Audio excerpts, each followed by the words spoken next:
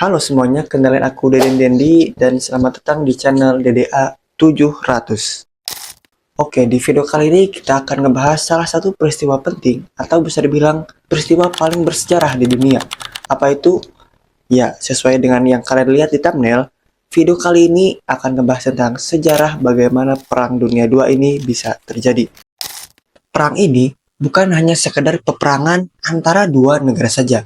Namanya juga perang dunia ya, yang pastinya melibatkan banyak negara di dalamnya. Sampai membentuk dua aliansi yang dinamakan Blok Sekutu dan Blok Poros. Yang pertama ada Blok Poros, yang di dalamnya itu ada Jerman, Italia, dan Jepang. Sedangkan untuk Blok Sekutu, di dalamnya itu ada Amerika Serikat, Prancis, Inggris, dan bahkan Uni Soviet. Perang dunia ini bisa dibilang perang paling berdarah atau paling mematikan sepanjang sejarah umat manusia. Kenapa begitu? Ya karena ngelibatin ratusan juta manusia dalam peperangan ini, bahkan puluhan juta harus tewas atau meninggal pada peperangan ini. Perang ini juga berdampak pada berbagai macam aspek, mulai aspek ekonomi, politik, bahkan sampai teknologi. So, jadi siap-siap nih ya, karena pembahasan kali ini akan seru pastinya. Terutama buat kalian yang suka sejarah.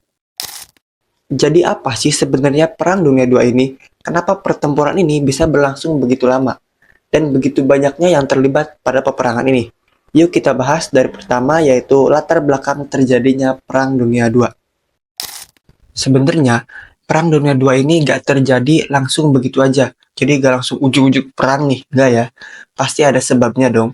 Nah, sebabnya itu gak lepas dari bagaimana sejarah pada peperangan sebelumnya, yaitu Perang Dunia I. Pasti kalian pernah dengar kan Perang Dunia I, yang dimana salah satu pemicu terjadinya perang ini, yaitu dibunuhnya putra mahkota dari Austria-Hungaria, yaitu Pangeran Franz Ferdinand. Ia dibunuh saat berkunjung ke Sarajevo, Bosnia. Ia dibunuh oleh pemberontak dari Serbia, yaitu Gavrilo Princip. Perang besar yang terjadi pada 1914 sampai 1918 itu sebenarnya nggak berakhir dengan damai. Pada tanggal 28 Juni 1919, ada yang dinamakan Perjanjian Versailles. Nah, perjanjian inilah yang secara gak langsung menanam benih terjadinya Perang Dunia Kedua. Jadi, Perjanjian Versailles ini sebenarnya ditujukan untuk menghentikan konflik pada saat itu, tapi malah memicu ketidakpuasan bagi yang kalah, terutama bagi Jerman. Pada perjanjian Versailles itu, Jerman harus bertanggung jawab atas seluruh kerusakan pada Perang Dunia I. Bayangkan aja nih ya, negara yang udah kalah kayak Jerman ini malah dihukum dengan hukuman yang sangat berat. Ya gimana gak dendam coba Jerman ya. Latar belakang terjadinya Perang Dunia II secara umumnya itu ada 3 ya, yang saya rangkum dari buku sejarah Eropa.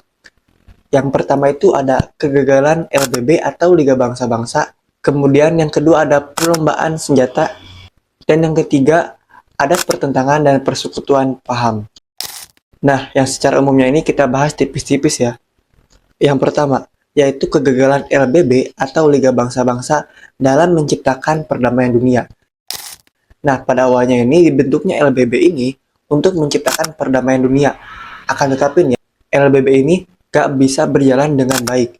Sebagai contohnya nih ya, pada tahun 1935, Italia itu menginvasi Ethiopia. Nah, LBB ini harusnya itu berperan dalam mendamaikan dua negara ini. Akan tetapi LBB ini tidak dapat mencegah agresi yang dilakukan Italia ke Ethiopia. Alhasil, Italia pun dapat menduduki Ethiopia. Selanjutnya itu ada perlombaan senjata. Nah, setelah Perang Dunia I selesai, sebagian besar keuangan negara itu ditujukan pada bidang industri, terutama pembangunan kembali industri yang telah hancur pada Perang Dunia I.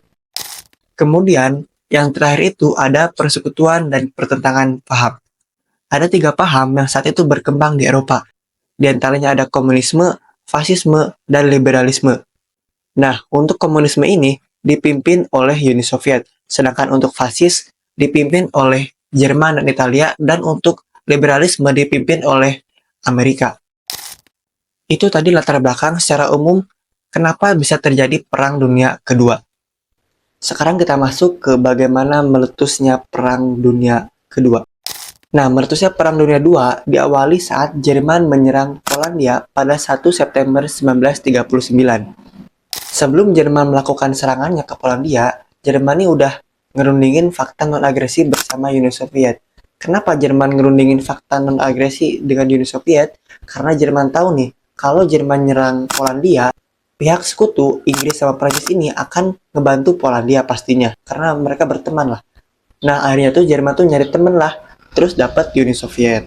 Kemudian, pada Agustus 1939, secara diam-diam, Jerman dan Uni Soviet menandatangani fakta non-agresi yang disebut Molotov-Ribbentrop. Fakta Molotov-Ribbentrop ini nyatain kalau Polandia akan dipecah atau dibagi antara Jerman dan Uni Soviet, serta Jerman dan Uni Soviet berjanji tidak akan saling menyerang.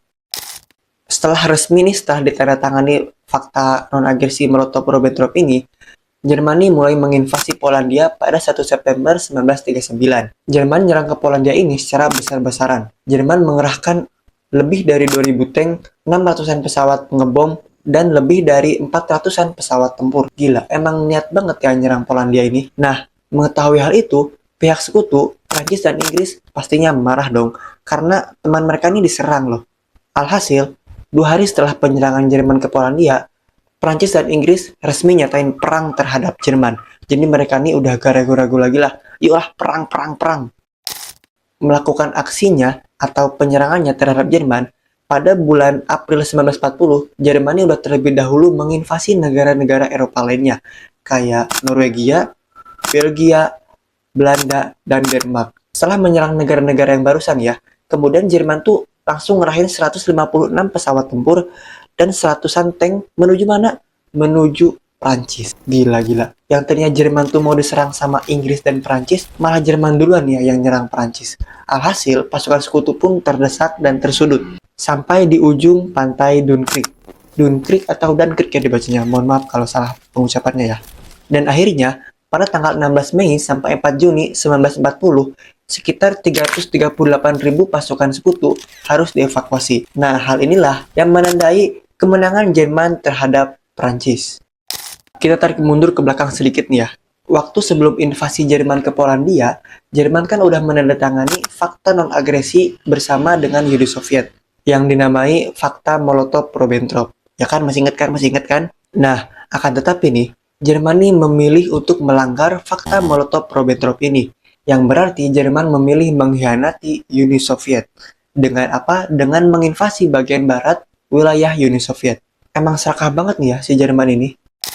Pada 22 Juni 1941, Jerman melakukan operasi besar-besaran yang dinamakan dengan Operasi Barbarossa. Nah, Operasi Barbarossa ini merupakan operasi terbesar yang pernah dilakukan oleh Jerman dalam peperangan dunia kedua ini. Jerman mengirimkan setidaknya lebih dari 3 juta pasukan blok poros untuk menyerang Uni Soviet. Pasukan blok poros ini dibagi menjadi 3 kelompok dengan 3 tujuan arah atau wilayah yang sangat krusial bagi Uni Soviet, yaitu Leningrad, Moskow, dan Ukraina. Pada awalnya nih, Jerman berhasil menguasai beberapa wilayah penting bagi Uni Soviet. Akan tetapi nih ya, pada saat peperangan terjadi, datanglah musim dingin yang ekstrim. Alhasil, pasukan Jerman belum siap menghadapi cuaca ekstrim ini.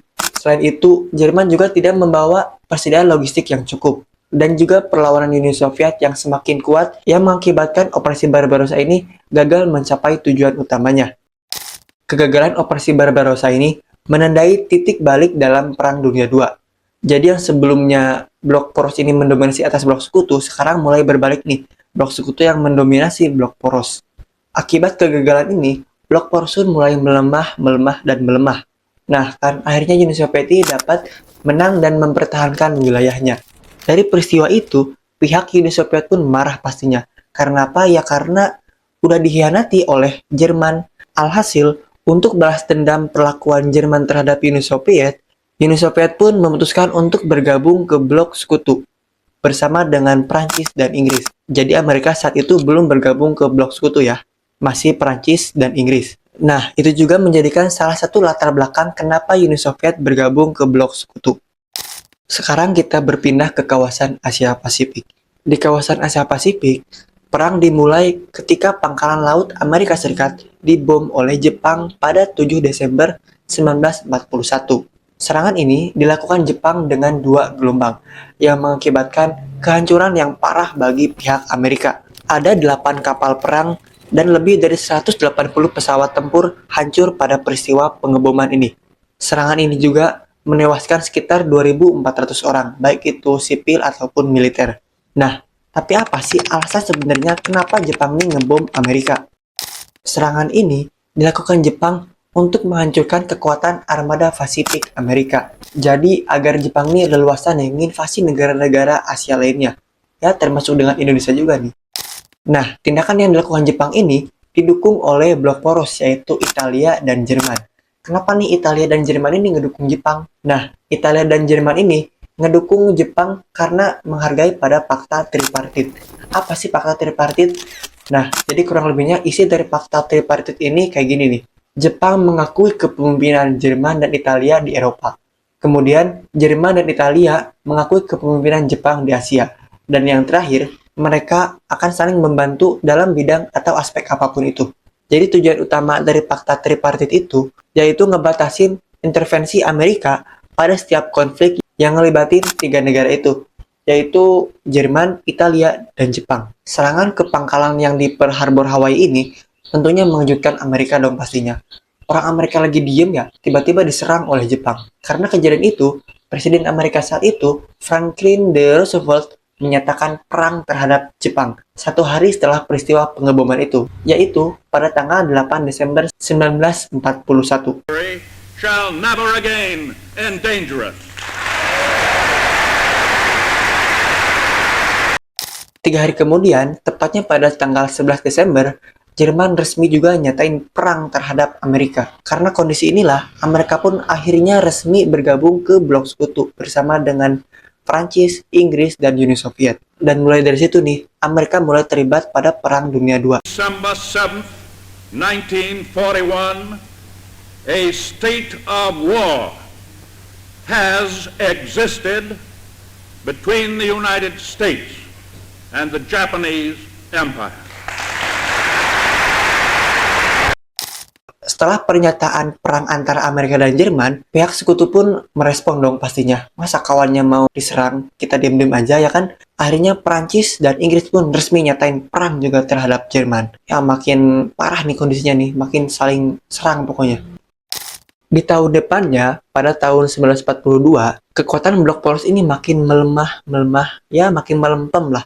Karena banyaknya kekalahan pada pertempuran-pertempuran mereka. Pada bulan Oktober tahun 1942, saat pertempuran elemen pecah di Afrika Utara, pasukan Inggris dan Amerika berhasil memukul mundur pasukan Italia dan Jerman. Kemudian, pada tanggal 2 Februari 1943, Jerman juga mengalami kekalahan lagi, yaitu pada Perang Stalingrad, yaitu perang antara Jerman dan Uni Soviet. Selanjutnya, pada tanggal 6 Juni 1944, terjadilah pertempuran D-Day yang sukses di Normandia. Pertempuran ini juga sekaligus membebaskan cengkraman Eropa dari Nazi Jerman. Nah, ini adalah awal kekalahan besar bagi Jerman di front barat. Setelah berbulan-bulan pertempuran, akhirnya pasukan sekutu pun sampai di kota Berlin pada tahun 1945. Pada tahun yang sama juga, Hitler memilih untuk bunuh diri, tepatnya pada bulan April. Setelah itu, pada tanggal 8 Mei 1945, Jerman secara resmi menyerah kepada sekutu. Terus bagaimana nih dengan temannya si Jerman ini, yaitu Italia sama Jepang? Untuk Italia, sebenarnya mereka tuh udah menyerah lebih awal. Jadi sebelum Jerman nyerah nih, Italia tuh udah nyerah duluan, yaitu pada tanggal 8 September 1943. Terus gimana dengan Jepang? Kala itu, Jepang itu masih melakukan perlawanan terhadap sekutu. Jadi belum mau nyerah lah mereka ini, masih mau ngelawan. Karena pihak Jepang tidak mau menyerah ke sekutu, akhirnya di bulan Agustus tahun 1945, pihak sekutu menjatuhkan bom atom di kota Hiroshima dan Nagasaki di Jepang. Dan akhirnya setelah peristiwa pengeboman itu, tepatnya tanggal 15 Agustus 1945, pihak Jepang pun resmi menyerah kepada sekutu. Ini juga yang menandai Perang Dunia II selesai secara keseluruhan. Perang Dunia II ini tentunya mengubah segalanya. Dunia yang hancur, negara yang porak-poranda, dan puluhan juta nyawa hilang akibat peperangan di Perang Dunia II ini. Tapi, di balik kehancuran itu, banyak hal-hal baru yang tumbuh. Salah satunya adalah pembentukan Perserikatan Bangsa-Bangsa atau PBB untuk mencegah terjadinya perang besar terjadi lagi. Ya, mirip kayak LBB kayak waktu Perang Dunia I ya. Jadi, tetap tujuannya untuk menciptakan perdamaian dunia. Oke, jadi itulah perjalanan bagaimana Perang Dunia II ini bisa terjadi. Dimulai dari latar belakangnya sampai gimana terjadinya Perang Dunia II ini. Sebuah peristiwa yang sangat kelam, tapi juga penuh pelajaran yang bisa kita ambil. Semoga video ini bermanfaat dan menambah wawasan kalian, terutama buat kalian yang suka sejarah. Jangan lupa like video ini kalau kalian suka, jangan dislike kalau bisa ya. Terima kasih yang sudah menonton. See you next video. Bye-bye.